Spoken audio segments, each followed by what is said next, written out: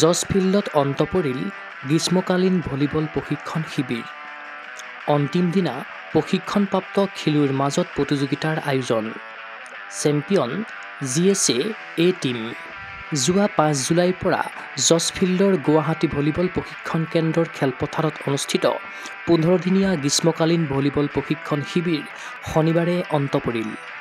গুৱাহাটী ক্ৰীড়া সন্থাৰ উদ্যোগত অনুষ্ঠিত এই শিবিৰত প্ৰশিক্ষণ গ্ৰহণ কৰিলে GSAৰ স্বীকৃতিপ্ৰাপ্ত বিভিন্ন কোচিং চেণ্টাৰৰ ভলীবলাৰে। খেলুৱৈসকলক প্ৰশিক্ষণ প্ৰদান কৰিলে NIS প্ৰশিক্ষক গৌতম সিঙে।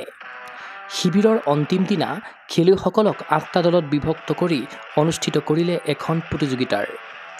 নিৰ্বাচিত 8গৰাকী অধিনায়কে নিজ নিজ দলৰ বাবে নিলামত ল'লে পচন্দৰ ভলীবলাৰক। প্ৰতিটো দলত কমেও 2গৰাকী ছোৱালী খেলুৱৈ অন্তৰ্ভুক্ত কৰি গঠন কৰা হ'ল দলসমূহ।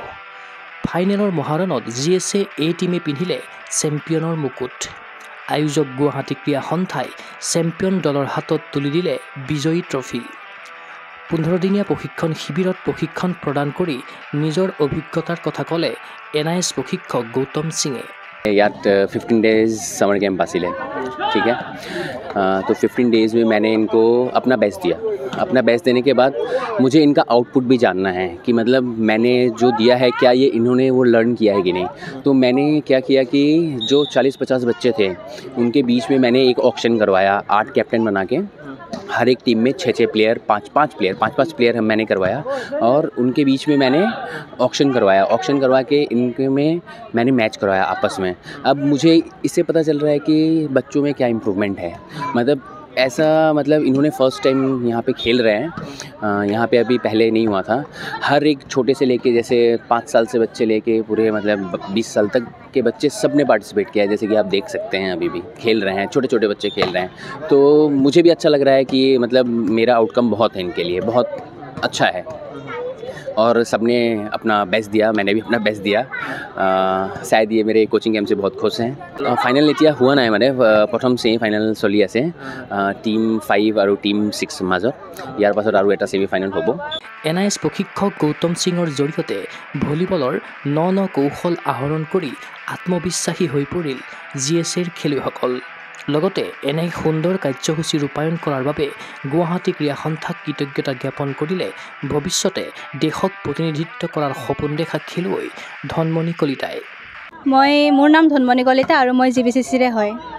এয়া যিটো গৌতম ছাৰে আমাক কোচিংটো দিলে সঁচাই বহুত মানে আমাৰ ইম্প্ৰুভখিনি দেখা পাইছোঁ। আমি নিজে গম পাইছোঁ ইম্প্ৰুভ হোৱাখিনি, কেনেকুৱাকৈ টিমবিলাকৰ লগত আমি খেলিব লাগে, যিটো আমাৰ ইউনিটি বুলি কয় টিমৰ লগত, সেইখিনি ক্ষেত্ৰত আমি বুজি পাইছোঁ। লগতে আমাৰ যিটো ফিটনেছখিনিও লাহে লাহে আমাৰ ভাল হ'বলৈ ধৰিছে, গতিকে বহুত ভাল লাগিছে।